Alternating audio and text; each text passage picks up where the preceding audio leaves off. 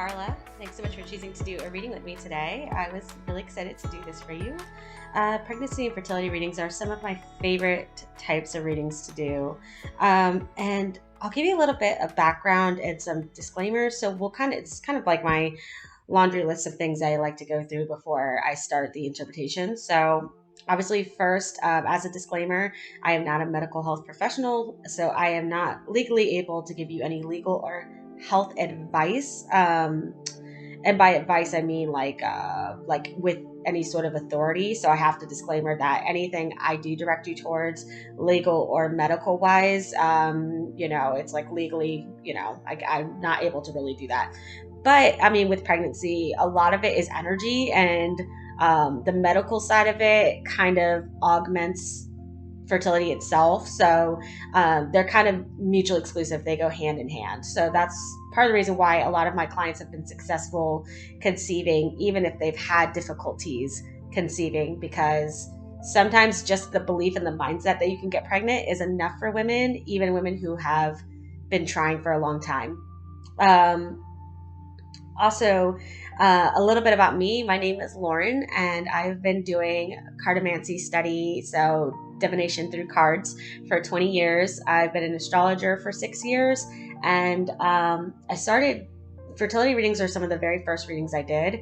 I come from a big Irish Catholic family, and even though they were Catholic, they had some things going on in that side of family where it was a lot more pagan than it should have been. And I have 10 aunts and uncles and 45 cousins, and so for a lot of my aunts and uncles that had children on the way, we would do pendulum work for, divining gender or conception or things like that. So I started, the first time I got exposed to it was when I was around 8 years old. And I kind of had done a lot since then. And I was really accurate even as a kid.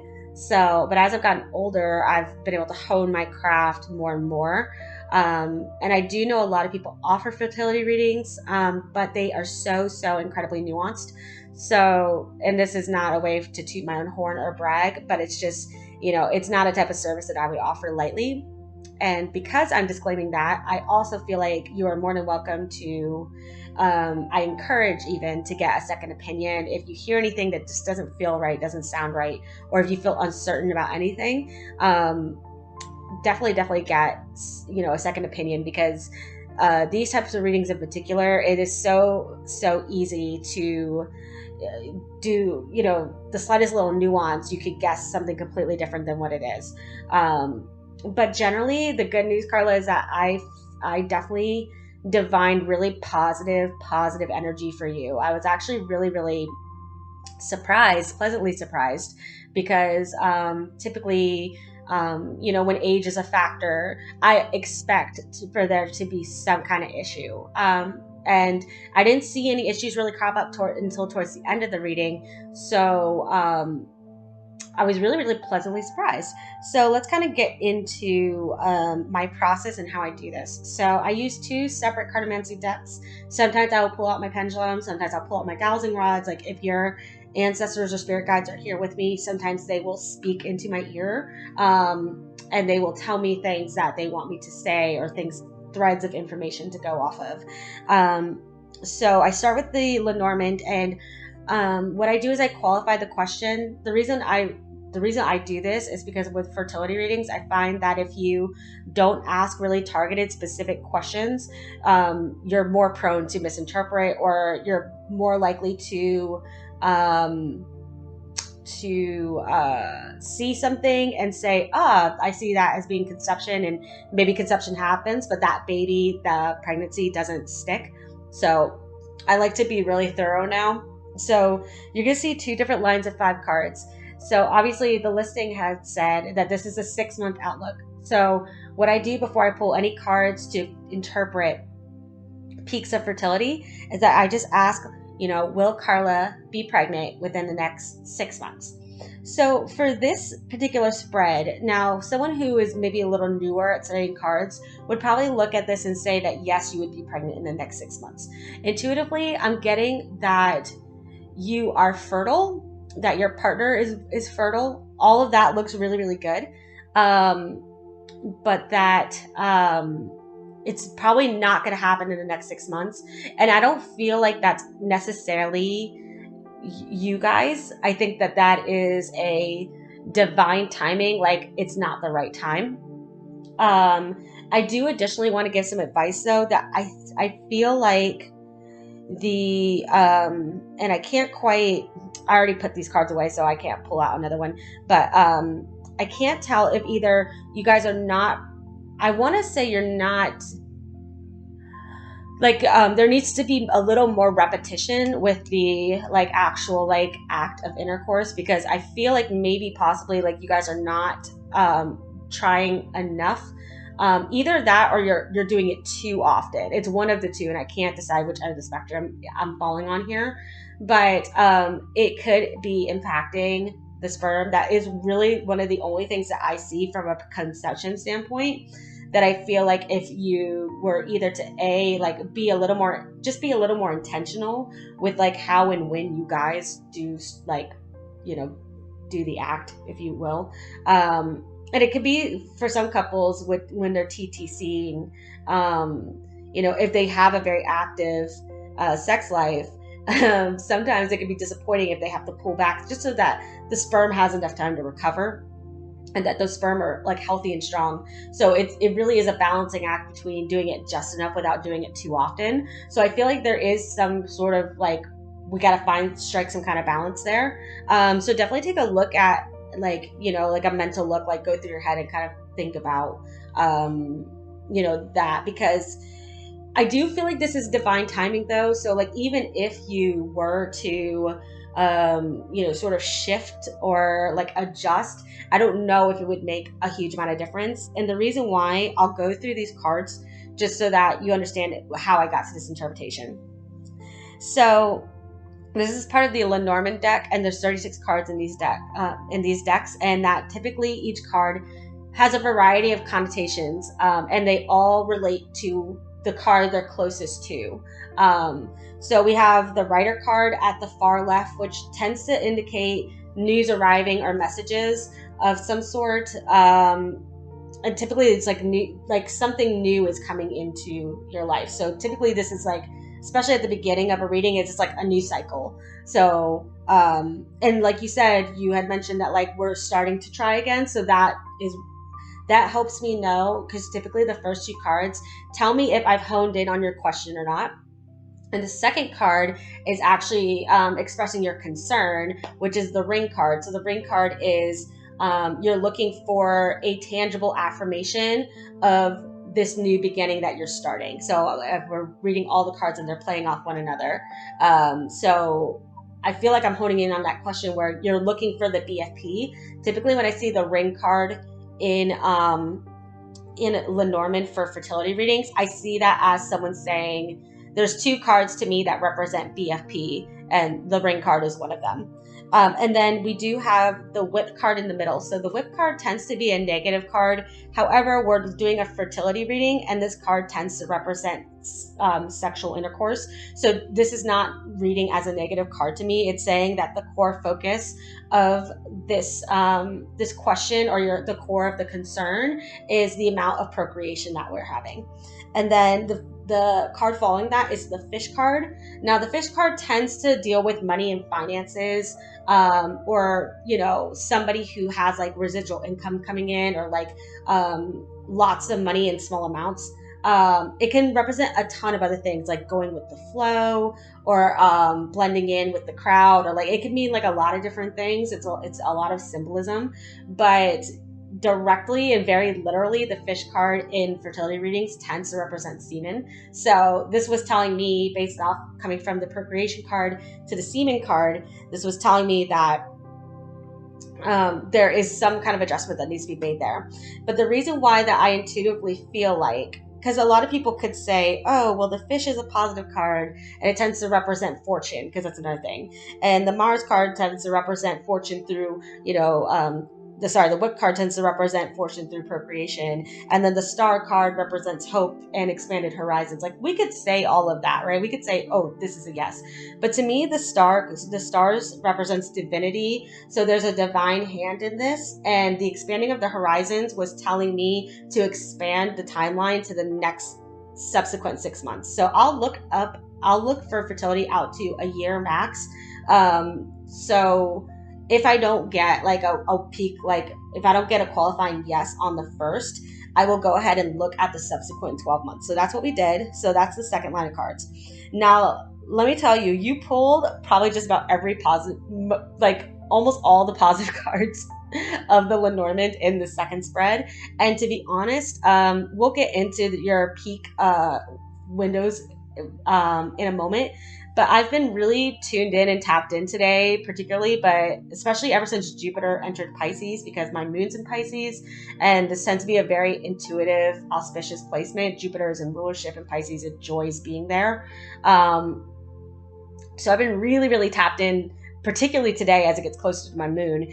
And before I even started your reading, um, one of your guides or one of my guides, like came into my mind and was like, she'll conceive in February of 2022. Like legitimately, it was so quick. Like I didn't even have to think, but I still like to do the process so that way you can walk through. Because I mean, you don't want to pay money just for me to go, here's your date. Like that's kind of, I don't know. I feel like I would feel kind of gross doing that. So yeah, the second spread looks very positive. We have the heart card, which is like your desire. And because we're extending the reading from the last section, um, I'm not reading this as affirming your question because I'm the one that posed the question at this point. So the heart card is representing your desire, and then the bouquet card following it tends to be some gift or offering. And again, we're coming off the subsequent two cards back of divine intervention, and then we have the key card right in the middle, which tends to mean the solution, the one, or opportunity.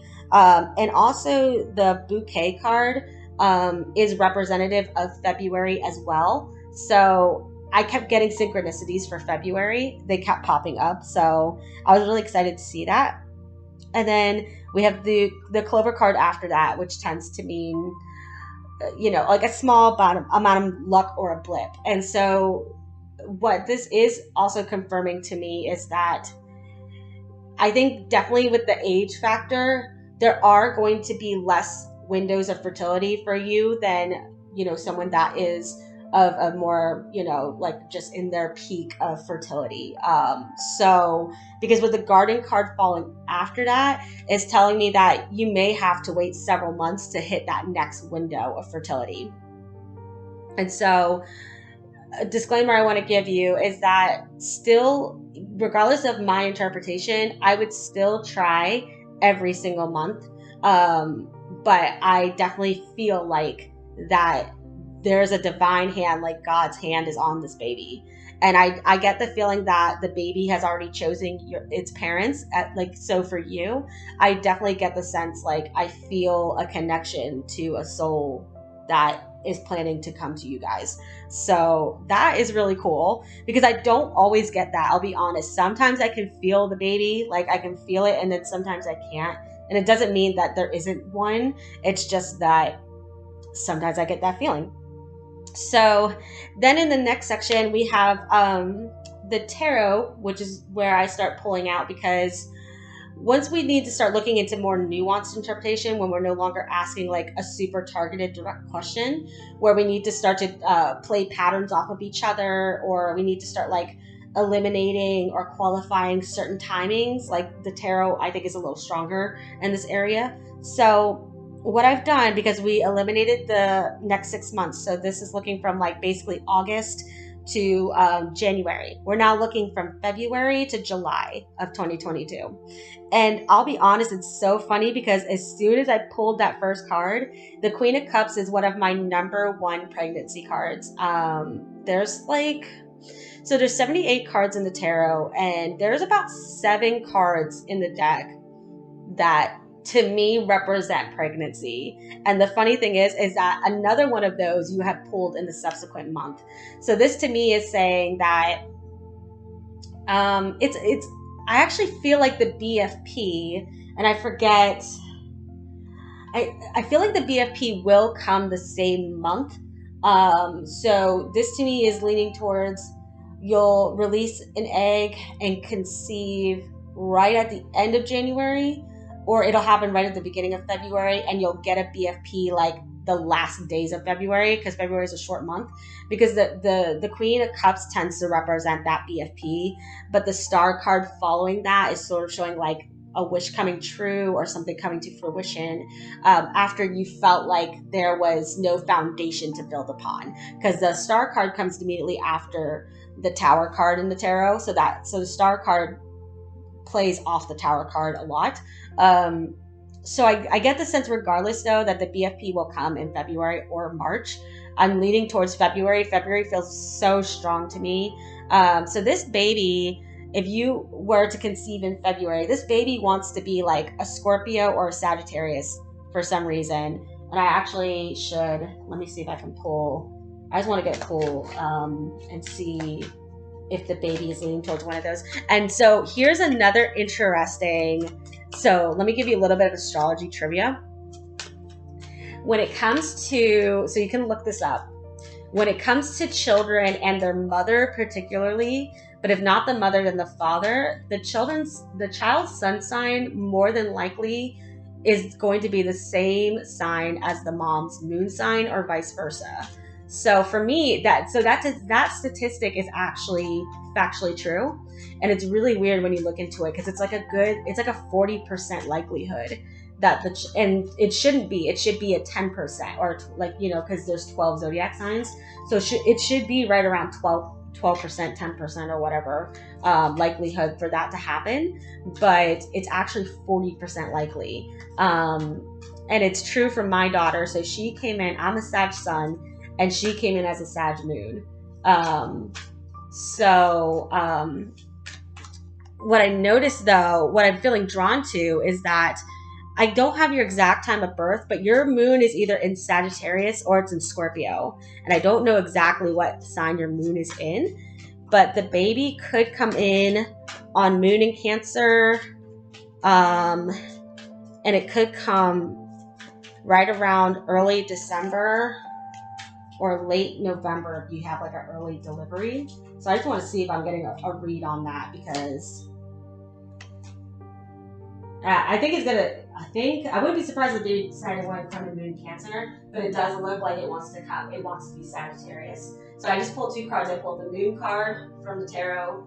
These won't be pictured. I pulled the Moon card from the tarot, and then I pulled the Ten of Wands from the tarot as well.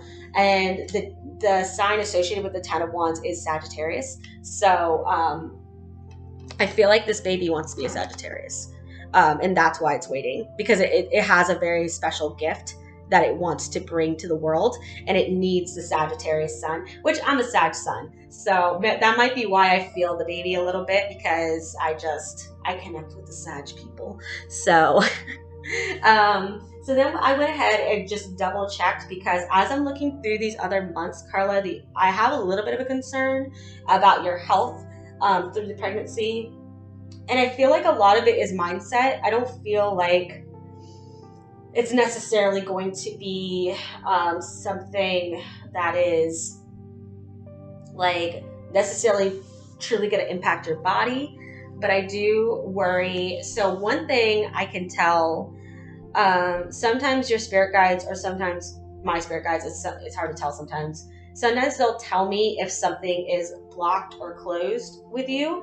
And before I started reading for you, I felt my throat tighten. Like before I even started recording, I felt my throat tighten a lot, and it got really, really dry. And I had just drank like a good amount of water. So like, I know it's not me. I know like that's a intuitive pull I'm getting. So your throat chakra might actually be blocked. So if I'm to give you a little bit of holistic medical advice, I would look into getting the throat chakra unblocked, because you might find communication or your mindset, like your internalized monologue, how you talk to yourself during this pregnancy might be impacted. And the thing is that stress is the number one reason for infertility in my experience, just reading for women, or it can be the number one reason for like having sudden health indicators show up in your actual physical body while you're pregnant, even though like your body constitution is fine. So I feel like the throat chakra is blocked,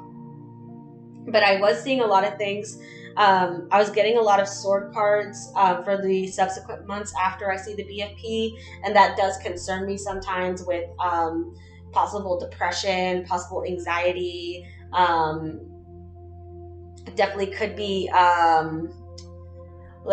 problems with memory and focus. But then I also saw a wand card too, so I could see like possible energy, like your energy levels decreasing as well. And I usually sometimes when I start to see the wand cards there, I start to think about blood work of some kind. So like there may be some kind of hormonal imbalance or something that might end up becoming getting off during the pregnancy, or like low platelets or something like that. So where you might want to be really on top of your prenatals and things like that, because I could see fatigue setting in. But obviously, when I start to see cards that aren't the most positive after the BFP, I obviously have to ask. Even though I didn't get a strong feeling of a miscarriage or anything, I still felt the need to look. And to be honest, baby still looks quite strong. Really strong constitution. I pulled the Hierophant, which has associations with the zodiac sign Taurus.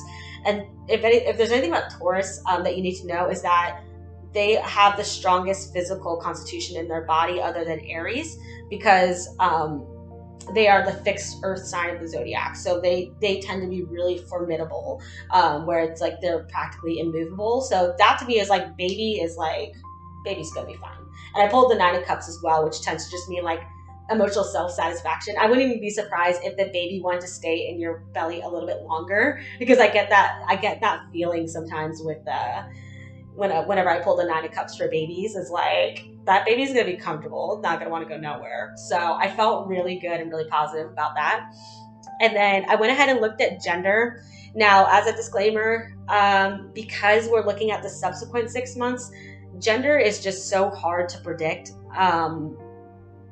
Especially if we're not within the 6 month window. I can do it. I've done it before successfully, but this is when the conception is farther out. This is where I'm the most likely to suffer from misinterpretation. So, but I felt a very strong pull towards another boy. I don't think the baby even themselves has decided, because sometimes what will happen if I'm trying to get in touch, if I feel the baby's soul near me, I'll try to like get in touch and see if they'll talk in like a pronoun of some sort. Sometimes ancestors will come in and they'll start using the pronoun. And I follow up with the card pool as well, just to be sure, because especially if I'm not getting like a whoa, okay, like this baby is all girl or all boy, I'll pull cards to get an idea. So I was leaning towards boy, and it seemed like the baby was leaning towards boy. It seemed that the soul responded to he him pronouns. And obviously as a secondary, well, the last disclaimer, I promise I'm done with disclaimers after this, but the last disclaimer is that obviously with gender it can be very confusing, because what the sex of the child is doesn't necessarily dictate what their gender identity might be. And that's not to say that necessarily the baby's going to be transgender or binary, non-binary, but just that they might have a lot of feminine expression but still identify with the sex they were born with. So it's just really, really difficult. But I'm definitely getting a pull towards boy. So I would say I'm probably like 65-70% confident in that. So if you want to follow up with me closer to the time or after you get a BFP and just be like, I just want to look at gender, I can send you a custom order for that, like just to look at gender. It's not a big deal. I wouldn't charge like a ton for that, because it's just following up. But I'm getting a pull towards boy. So I hope that all of that is good news, and it's all stuff that you are happy to hear, want to hear. But I'm really, like I said, I'm really pleasantly surprised, and I don't mean to sound rude when I say that, but I'm pleasantly surprised that I didn't see anything wrong on a health level to where I felt like before conception we need to have medical intervention. I honestly don't see it. I think that you guys are going to do great. So But if you have any questions, follow up with me. I respond quicker on Etsy instead of the email where I send these out from. So yeah, please, if you do need anything, just hit me up on Etsy. God, Etsy. I was trying to say Etsy messages and I just combined them like a dork. Anyways, so I will leave it at that, and I hope that you have a great rest of your day and you enjoy your weekend. Thanks, Karla. Bye.